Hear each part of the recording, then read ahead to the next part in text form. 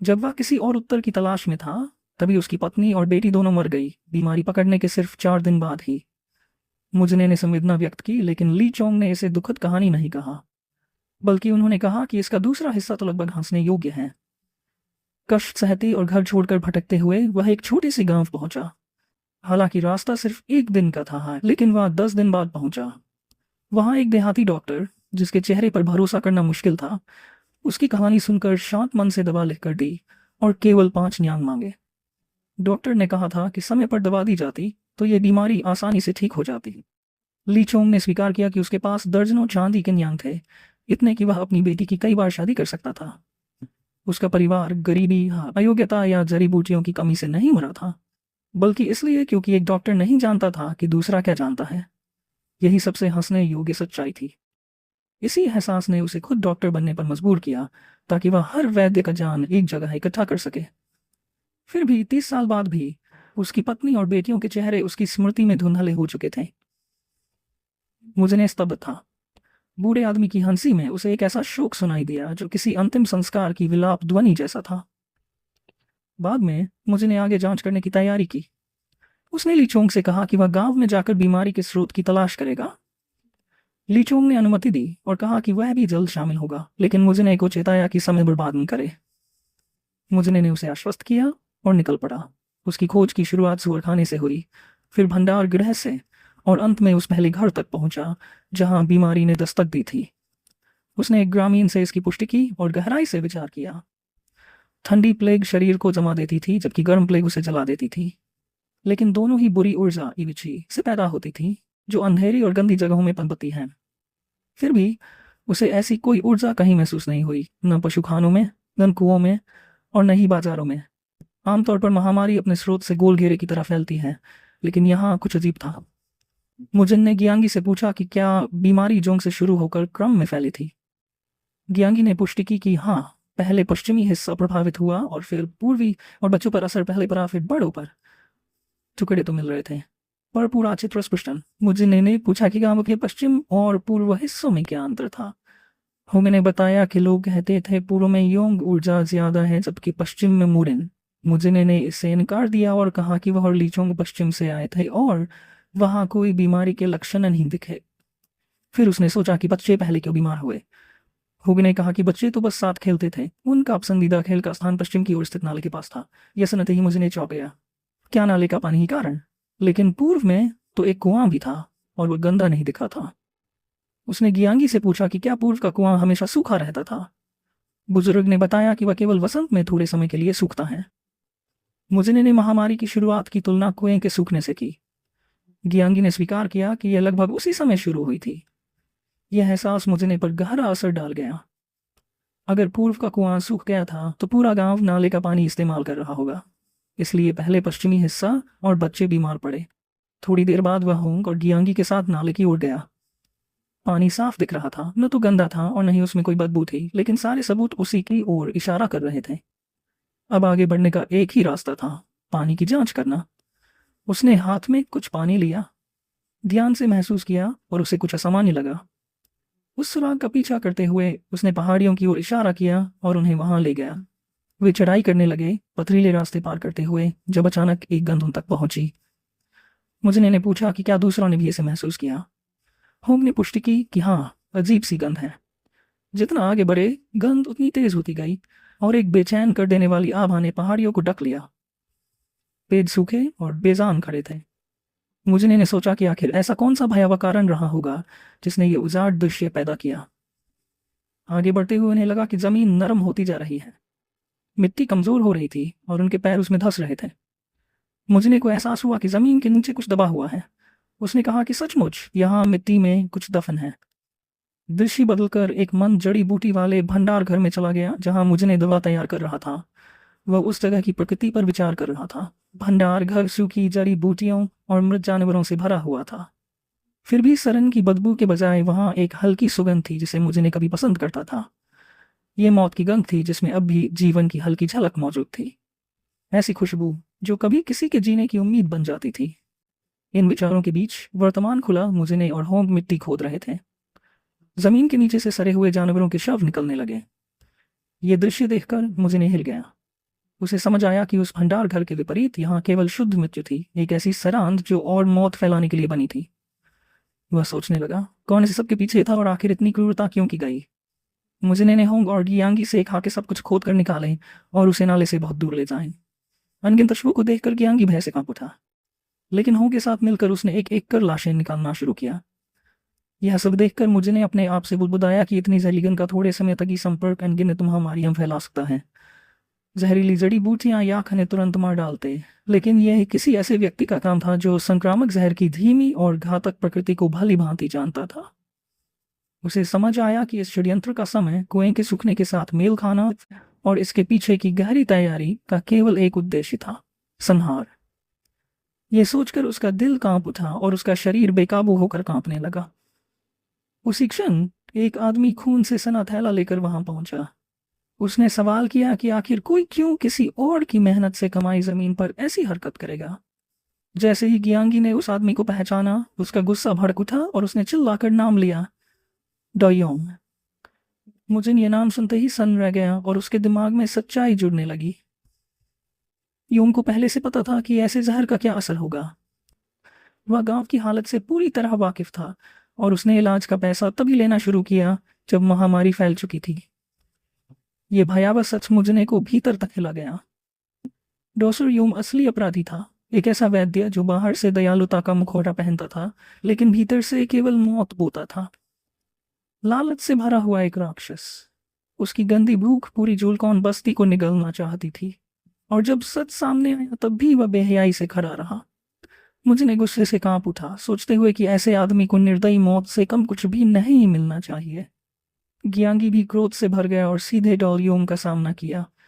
उसने आरोप लगाया कि वही महामारी का कारण है और वही नकली इलाज का डोंग कर रहा है। डॉलयोंग ने बिना किसी पछतावे के स्वीकार किया कि उसने पूरी जिंदगी अच्छे कामों में बिता दी और अब वह सिर्फ एक बार व्यापार करना चाहता था। उसकी बातों ने गियांगी का गुस्सा भड़का दिया। वह उस पर झपट पड़ा और चिल्लाया कि अनगिनत जानें पहले ही जा चुकी हैं। क्रोध में उसने जानवर की खोपड़ी उठाकर डॉनज़ेयोंग पर फेंक दी, लेकिन उसके पहुंचने से पहले ही योम के एक आदमी उसे बीच में ही काटकर दो टुकड़े कर दिए। योम ने विकृत हंसी के साथ जवाब दिया कि उसे मृतकों की परवाह नहीं, उसके लिए केवल यही सच था कि इन लोगों ने उसकी मेहनत पर पानी फेर दिया था और अब उन्हें इसकी कीमत अपनी जान देकर चुकानी होगी, चाहे आज या कल। उसने दावा किया कि वह हमेशा से सबको गड्ढे में फेंकने की योजना बना चुका था, बस उनका समय थोड़ा पहले आ गया। उसके शब्दों में जहर टपक रहा था जब उसने उनकी मौत की मांग की। होंग, मुजिन और गियांगी उसकी क्रूरता देखकर गुस्से और अविश्वास से कांप उठे। गियांगी गर्ज उठा, हाथ में एक बड़ा डंडा पकड़कर बोला, मैं हूँ भिखारी संप्रदाय का संरक्षक मांगी होंगियान। उसकी उग्र गर्जना सुनकर यूम जोर से हंस पड़ा, लेकिन उसके आदमी उतने शांत नहीं रहे। वे घबराए और तुरंत अपने स्वामी से सवाल करने लगे। उन्होंने पूछा कि जब सामने एक भिखारी संप्रदाय का संरक्षक खड़ा है तो उसने क्यों कहा था कि यहाँ केवल कमजोर लोग हैं। यूम अब विचलित हो चुका था। हकलाते हुए उसने कहा कि उसे कुछ भी पता नहीं, लेकिन गियांगी ने अपने डंडे पर पकड़ और कस दी। उसने युद्ध की मुद्रा बनाई और नजदीक खड़े यूम के गुर्गे पर नजर टिकाई। वह जोर से बोला कि अब वह गिनती शुरू करेगा और वादा किया कि उसके हथियार का शिकार केवल एक ही होगा, बाकी को वह बख्श देगा। उसने डॉस यूम से सीधे कहा कि गांव में और बेकार की मौतें नहीं होनी चाहिए। उसने उसे विनती की कि अभी चला जाए, इससे पहले कि और खून बह जाए। मुझे ये सब देखकर दंग रह गया। बुजुर्ग माजियांगी ने सिर्फ अपनी उपस्थिति से ही दुश्मनों को जकड़ लिया था। इसी बीच होंग ने मुझे को फुसफुसा कर कहा, यही मौका है, भाग निकलो, मैं तुम्हें नाले के पार फेंक दूंगा। बस एक बात याद रखना, पीछे मुड़कर मत देखना, सीधे गांव जाना और सबको सच्चाई बताना। मुझे हिचकिचाया और माफी मांगते हुए बोला कि ये मदद मांगना उसके लिए शर्म की बात है। उसने कहा कि होंग और गियांगी जैसे शाखा स्तरीय और रक्षक स्तर के योद्धा क्या सच में ऐसे काम करेंगे। होंग ने दृढ़ता से कहा, पद या दर्जे का कोई मतलब नहीं, जरूरी है कि मैं और मेरा गुरु लड़ें। यूं उनकी दृढ़ता देखकर व्यंग्यात्मक हंसी हंसा। उसने उन्हें ताना दिया कि वे तो बस दो भिखारी और एक वैद्य हैं। उसने पूछा, क्या सच में तुम अकेले पूरे गांव से लड़ोगे? मुझने की आवाज कांप रही थी। फिर भी उसने ऐलान किया कि वे लड़ते लड़ते मरेंगे। लेकिन भीतर ही भीतर वह सोच रहा था कि आखिर ये कमजोर भिखारी इतनी दूर तक क्यों जा रहे हैं। उसने सुझाया कि अगर सब साथ मिलकर गांव भाग जाएं तो शायद कुछ जानें बच जाएं। मगर उसे भी मानना पड़ा कि इतने दुश्मनों से भागते हुए वे उसे कभी नहीं बचा पाएंगे। होम ने दरस्वर में कहा, हमने पूरी जिंदगी गांव वालों की दया पर गुजारी है, उनसे हमें जो मिला उसी से जी पाए, लेकिन अब वक्त आया है तो हम उनके लिए लड़ेंगे। यही हमारे गुरु की शिक्षा थी। गियांगी ने डंडा और कसकर पकड़ा और गिनती शुरू कर दी। उसकी आंखों में मौत तक लड़ने का निश्चय साफ छलक रहा था। उधर डोमयोम ने अपने आदमियों को बहलाया, जिसने आज इन्हें मारा उसका जुआ का सारा कर्ज मिटा दूंगा। यह सब या तो अभी खत्म होगा या कभी नहीं। उसकी आवाज में लालच और बर्बरता टपक रही थी। उसके आदमी भी गरज उठे, अब पीछे मुड़ने का कोई रास्ता नहीं। अराजकता के बीच अचानक होंग ने मुजने को कमर से पकड़ा और उसे जोर से हवा में उछाल दिया। मुजने आसमान में ऊंचा उछला, स्तब्ध रह गया। गिरते हुए उसके मन में सवाल उमड़ पड़े, क्या भाग जाना ही सही है? अगर मैं चला गया तो होंग और गियांगी का क्या होगा? क्या मैं भी लड़ाई में उतरूं? शायद जीतने का कोई मौका बन जाए। लेकिन उसके सोचने से पहले ही एक दुश्मन ने उसे हवा में ही मार गिराया। वह जमीन पर जोर से गिरा, बदहवास होकर उठा और दौड़ने लगा। उसका दिल कह रहा था कि यह कायरता है, लेकिन दिमाग ने उसे समझाया कि यह सम्मान है, अपने साथियों की अंतिम इच्छा पूरी करना, गांव का संदेश दुनिया तक पहुंचाना। फिर भी एक और आवाज भीतर से उसका मजाक उड़ा रही थी, तू भाग रहा है। उसका दिल दर्द से भर गया। उसे यकीन था कि माजियांगी और होंगियान मौत तक लड़ेंगे। उसने अपनी कमजोरी पर रोश किया। उसे अफसोस हुआ कि उसने अभी अभी मार्शल आर्ट्स की शुरुआत ही थी, उसके पास लड़ाई में देने को कुछ नहीं था। काश मैं भी शीर्ष योद्धाओं में से एक होता। मुझे भाग रहा था, लेकिन उसके दिल में कसक थी। उसने सोचा, क्या मैं अब भी भाग रहा हूं? क्या सच में होंगियान कोई शीर्ष योद्धा है? उसके कदम रुक गए। मन कांप रहा था, पर निर्णय दृढ़ हो चुका था। उसने वापस लौटने का निश्चय किया। धड़कते दिल और लौटती यादों के साथ वह भागते हुए वापस आया। उसे याद आया जब उसने एक बच्चे की मदद की थी, जिसे किंगचिंग बच्चों ने परेशान किया था। उस दिन वह खुद पिट गया था, पर भीतर से एक गर्व महसूस किया था, अन्याय के सामने खड़ा होने का गर्व। लेकिन अब उसके विचार बदल चुके थे। वह चाहता था कि रास्ता और लंबा हो, ताकि शायद लड़ाई खत्म हो जाए इससे पहले कि वह पहुंचे। कायरता उसके भीतर उठ रही थी, लेकिन वह जानता था कि अगर आज वापस नहीं लौटा तो उसकी पूरी जिंदगी सिर्फ भागने की जिंदगी बन जाएगी। झाड़ियों के बीच से उसने देखा, गियांगी और होंग कई आदमियों से भिड़े हुए थे। उनके शरीर घायल और लहूलुहान थे, लेकिन हार मानने से इनकार कर रहे थे। एक दुश्मन व्यंग्य से बोला, क्यों जान की बाजी लगा रहे हो? आखिर तक लड़ने का क्या फायदा? गियांगी गर्ज कर बोला, गंदगी या लाशों के बीच खिसकते हुए जीना भी कचरे के बीच खिसकने से बेहतर है। दुश्मन ने उन्हें मरते हुए लोग कहकर मजाक उड़ाया, लेकिन गियांगी ने हार मानने की बात को बकवास करार दिया। लड़ाई और भयंकर हो गई। गियांगी भागने की कोशिश करता है, मगर एक आदमी कुल्हाड़ी लेकर उसके पीछे जा दौड़ पड़ा। होंग डर से जकड़ गया, लेकिन उसी डर ने उसे और ताकत दी।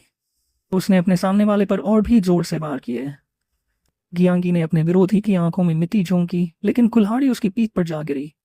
दर्द से गियांगी की चीख निकल गई। यह देखकर होंग का दिल टूट गया। उसके और गियांगी के साथ बिताए लम्हे उसकी आंखों में उमड़ आए। फिर गुस्से ने उसे घेर लिया। उसने कुल्हाड़ी छीनकर अपने दुश्मन को मार गिराया। तभी पीछे से दूसरा शत्रु उस पर झपटा, मगर उससे पहले एक पत्थर उड़कर उसके चेहरे पर लगा। वह पत्थर मुजने ने फेंका था। दुश्मन लड़खड़ाया और गाली बकते हुए बोला, कायर हरामजादे। इसी मौके का फायदा उठाकर होम ने उसे भी कुल्हाड़ी से खत्म कर दिया। तभी एक और हमलावर चाकू लेकर सीधे मुजने पर टूट पड़ा। उसने ताना मारा, डॉक्टर का बेटा, भागते ही रहते तो बच जाते, अब आ गए मरने। मुजने जड़ होकर खड़ा रह गया, लेकिन उसी पल ली चोंग आ गया। एक ही बार में उसने हमलावर का गला काट दिया। ठंडी आवाज में बोला, यही लोग हैं जो इस महामारी के पीछे हैं। मुजने गुस्से से कांपते हुए चिल्लाया, असली अपराधी डॉक्टर योम है। ली चोंग ने ठंडी नजरों से पूछा, क्या सच में? डॉक्टर योम घुटनों पर गिर पड़ा। उसकी आवाज कांप रही थी जब वह अपनी जान की भीख मांग रहा था। उसने वादा किया, मैं तुम्हें ऐसी दवा दूंगा जो जुलगांव की किसी भी दवा से 1000 गुना बेहतर होगी। वह लालच और झूठी उम्मीदों से सौदा करने लगा। उसने बताया, ब्लैक पियोनी, एक दुर्लभ औषधि जो लगभग दैवॉन जितनी महान है। दैवॉन फूल जिसे नायकों का फूल कहा जाता है। योम ने कहा कि वह फूल एक गुफा में छुपा हुआ है, बस उसकी जान बख्श दी जाए। यह सुनते ही मुजिन का खून खौल उठा। उसने गुस्से में लगभग योम को मार ही डाला। जिंदगियों का सौदा सिर्फ एक जहरीले फूल के लिए? लेकिन तभी लीचोंग ने उसे रोका। उसने ठंडी आवाज में सच बताया, असल ब्लैक पियोनी मौत को खाकर पनपती है। यही वजह थी कि योम ने इतनी लाशें जमा की थी। किसी भी आम इंसान ने अगर इसे छुआ तो वह इसकी ऊर्जा से जलकर मर जाएगा। अगर पूरा गांव मर जाता तो उनकी लाशें उसी फूल का भोजन बनती। मुझने को एहसास हुआ शायद वह और ली चोंग भी इसी बलि का हिस्सा बनाए जाने वाले थे। योम हकलाते हुए सफाई देने लगा। वह चिल्लाया कि फूल को तैयार करना बेहद कठिन है, वह तो उन्हें देने ही वाला था। लेकिन मुझने ने सवाल किया, एक गांव का साधारण डॉक्टर इतनी गहरी जानकारी कैसे रख सकता है? ली चोंग ने बिना हिले डुले फूल उठा लिया। योम दहशत से चीखा, नहीं, इसे हाथ से छूना मौत को न्योता देना है। लेकिन इससे पहले कि वह और कुछ कह पाता, ली चोंग ने ठंडी नजर से उसकी तरफ देखा और एक ही वार में उसका गला काट दिया। कमरे में सन्नाटा छा गया। ली चोंग शव पर खड़ा होकर बोला, जिंदगी और मौत का फैसला मैं करूंगा। वह झुंझलाया भी, ये घटिया डॉक्टर बार बार सामने क्यों आते हैं? सिर्फ दवा सीख लेने से कोई असली चिकित्सक नहीं बन जाता। मुझने कुछ पल के लिए हिचकिचाया, लेकिन ली चोंग ने उसे शांत किया। उसने कहा, मेरा नाम दांव लगाने से नहीं पड़ा। मैं इस फूल और शव से निकले जहर को खुद ही खींच लूंगा। तुम पीछे हटो, होंगी को लेकर सुरक्षित जगह जाओ। मुझने ने सिर हिलाकर हामी भरी। ली चोंग जमीन पर बैठ गया। उसने अपनी आंतरिक शक्ति केंद्रित की और जहर को भीतर खींचने लगा। जहर बेहद ताकतवर था, मगर वह सा गया। कुछ ही देर में उसने उस जहरीले फूल को शुद्ध कर दिया और ब्लैक पियोनी अपनी असली पवित्र अवस्था में लौट आया। मुझने को एहसास भी नहीं हुआ कि यह सब प्रक्रिया कब पूरी हो गई। ली चोंग ने फूल मुझने के हाथ में देते हुए कहा कि अब यह पूरी तरह सुरक्षित है और इसे खाने से कोई साइड इफेक्ट नहीं होगा। मुझने ने उनका धन्यवाद किया। इस पर ली चोंग ने कहा कि डॉक्टर की साजिश को उजागर करके मुझने ने साबित कर दिया कि वह काबिल है। लेकिन मुझने ने इनकार कर दिया। उसने कहा कि वह काबिल नहीं है, सब क्योंकि उसने पहले भागने की कोशिश की थी, फिर वापस आया तो बस एक पत्थर फेंका, और वह भी इसलिए कि कहीं लोग उसे कायर न कहें। ली चोंग ने जवाब दिया कि यहाँ तक कि हांग जी भी मुझने को ऐसे देख रहा है जैसे वह सचमुच काबिल हो। उसने समझाया कि भागने के बाद लौटना सामने खड़े होकर सब कुछ झेलने से कहीं ज्यादा मुश्किल होता है। ऐसा फैसला वही ले सकता है जो अपनी गलती मानकर कर्तव्य निभाने का साहस रखता हो। उसने कहा, भागना शर्म की बात नहीं है, मूर्ख वही है जो कभी भागता ही नहीं। असल मायने यह है कि कोई अपने कर्तव्य से मुंह न मोड़े। फिर ली चोंग हंस पड़ा और बोला कि शायद वह बेवजह इतनी गहरी बातें कर रहा है क्योंकि मुझने शायद इन्हें समझ भी न पाए। लेकिन तभी मुझने ने अचानक फूल खा लिया। ली चोंग चौंक गया, क्या तुमने सचमुच इसे खा लिया? मुझने ने सिर हिलाकर कहा, हाँ, मुझे लगा यही सही समय है। ली चोंग गुस्से में बोला, अरे मूर्ख, अभी क्यों खा लिया? इसे खाने के लिए सही साधना विधि चाहिए। मुझने ने सफाई दी, आपने ज्यादा कुछ बताया ही नहीं, तो मुझे लगा कि बस अभी खा लेना चाहिए। तीनों आगे बढ़े। हाँ, घायल जियांगी को कंधे पर उठाए चला जा रहा था। ली चोंग लगातार मुझने को डांटता रहा कि उसने बिना सही साधना सीखे ही अमृत खा लिया। उसने पूछा, क्या तुम्हें डर था कि कोई इसे चुरा लेगा? मुझने ने जवाब दिया, नहीं, और जब आपने ज्यादा समझाया ही नहीं तो मैंने सोचा कि इसका मतलब अभी खा लेना ही होगा। तभी ली चोंग ने उसे शुआन वो दिवाई कलर्ट की साधना विधि समझाई। खड़े रहो, सांस को नियंत्रित करो, शरीर का आसन सही रखो, अपने पैरों की तिल्ली मेरिडियन से आंतरिक शक्ति खींचो। ऐसा करो कि पूरी आत्मा जमीन को छूती रहे। धीरे धीरे निचले शरीर और फेफड़ों की शक्ति को मिलाकर ऊर्जा का अक्ष बनाओ जो शांजू, शी जियांग और यायांग गुण बिंदुओं से गुजरे। ये तीनों ही शुआन वू कला की अटल नींव हैं। बाकी सब इस ऊर्जा को नियंत्रित करना है। मुझने बोला, हाँ, मैं पहले से ही कर रहा हूँ। ली चोंग चल्ला उठा, चुप रहो, सही से करो। धीरे धीरे एक शक्तिशाली आभा मुझने के शरीर से निकलने लगी। ली चोंग ने निश्चय किया कि गांव पहुंचने से पहले उसे अपनी भी ऊर्जा को स्थिर करना होगा। ली चोंग ने कहा कि अगर मुझने ठीक से साधना करे तो वह सचमुच इस शक्ति को नियंत्रित कर पाएगा। मुझने काले पियोनी की अपार शक्ति देखकर हैरान था, लेकिन ली चोंग ने उसकी बात को तुरंत नकार दिया। तुम अभी तो सिर्फ सेब का छिलका चाट रहे हो और सोच रहे हो कि पूरी ताकत चख ली है। वास्तव में मुझने को अभी लंबा सफर तय करना था। ली चोंग ने उसे आदेश दिया कि जब भी मौका मिले वह शुआन वो दिव्य कला का अभ्यास करे। फिर उसने मुझने की परीक्षा ली। अगर सच में ठीक हो तो इन आदमियों में से एक को घसीट कर दिखाओ। मुझने पेट पकड़कर शिकायत करता रहा, लेकिन काफिला ज्वेल गांव लौट आया, अपने साथ बीमारी की दवा लेकर। गांव वाले खुशी से झूम उठे, उनकी आंखों में उम्मीद लौट आई।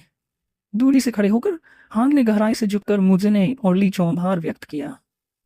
बाद में जब मुझने युद्ध कला का अभ्यास कर रहा था, ली चोंग ने उसे डांट दिया, अगर दवा की कारी में जरा भी धूल गिर गई तो सब बर्बाद हो जाएगा। उसने चिढ़ाते हुए पूछा, क्या तुम तलवार साधना के लिए विरोध कर रहे हो? फिर उसने हुक्म दिया कि सामान बांध लो, क्योंकि उन्हें लंबा सफ़र तय करना है। मुझे ने विरोध किया, लेकिन अभी तो मरीजों का इलाज पूरा नहीं हुआ। क्यों ना हम 5 दिन और रुक जाएं? लीचोंग ने ठंडे स्वर में जवाब दिया। मैंने कभी यहाँ रुकने की योजना नहीं बनाई थी, सिर्फ हांगी की जिद पर रुका था। मुझे ने चौंक गया। उसे याद आया कि उसने पिछली रात से हांग को देखा ही नहीं। लीचोंग ने समझाया कि हांग ने बुजुर्ग माजियांगी को दफना दिया था और शायद हमेशा की तरह अब कहीं भूखा पड़ा होगा। मुझे ने हैरान रह गया। कैसा वीर जिसने पूरे गांव को बचाया लेकिन खुद भूखा मरने की नौबत में आ गया। उसने सोचा, भिखारियों के गिल्ड में ये आम बात है, चाहे वजह कितनी भी न्यायपूर्ण क्यों न हो। एक भिखारी जो कभी भीख मांगता था और बाद में जान लेने पर उतर आया, तो उसे योद्धा भी हीरो नहीं मानेंगे। लीचोंग ने उसे सुधारा, यह भीख नहीं बल्कि नजराना है। मुझे ने सोच में पड़ गया कि हांगी का भविष्य आखिर होगा क्या। लीचोंग ने कहा, यह तो सिर्फ वही तय कर सकता है, क्योंकि यह है हत्या का असली स्वरूप। गांव वालों से विदाई लेने के बाद वे लोग जियांगी की कब्र पर पहुंचे।